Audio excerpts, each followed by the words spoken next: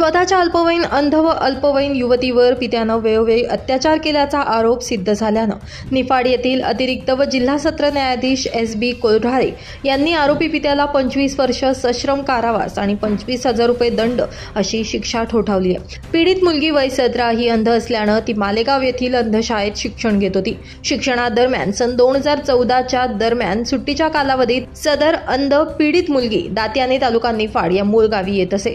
त्या दरम्यान तिचे वडील वेळोवेळी पीडितेच्या असहाय्यतेचा फायदा घेत लैंगिक अत्याचार करत धमकावत होते। पीडिता शाळेत दाखल झाल्यावर नियमित वैद्यकीय तपासणी करताना पीडिता गरोदर असल्याचं निदर्शनास आलं।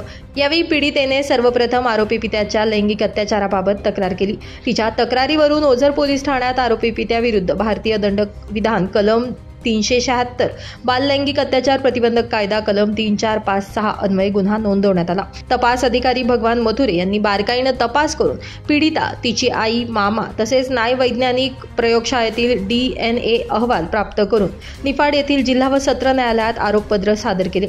सरकार पक्षातर्फे सहाय्यक जिल्हा सरकारी वकील रमेश कापसे यांनी तपास अधिकारी भगवान मथुरे, वैद्यकीय अधिकारी, अंधशाळेचे अधिकारी, न्यायवैज्ञानिक प्रयोगशाळेतील तज्ज्ञ अशा महत्त्वपूर्ण 18 साक्षीदारांची साक्ष नोंदवली आणि प्रभावी युक्तिवाद केला। पैरवी अधिकारी म्हणून पोलीस हवालदार रत्नाकर बागुल यांनी काम पाहिले।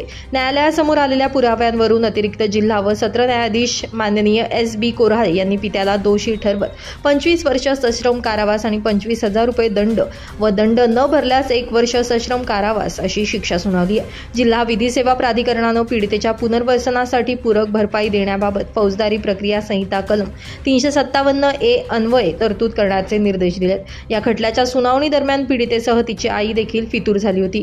तथापि पीडितेची वैद्यकीय तपासणी करणारे व DNA तपासणी करणारे तसेच डॉक्टरांची साक्ष आणि अहवाल सरकार पक्षाला पूरक ठरल्यानं पित्याविरुद्ध गुन्हा साबित होण्यास मदत झाली, अशी माहिती सहाय्यक जिल्हा सरकारी वकील ॲडव्होकेट रमेश कापसे यांनी दिली आहे। नाशिक माझा न्यूजसाठी प्रतिनिधी किरण कुमार आवारे, नाशिक।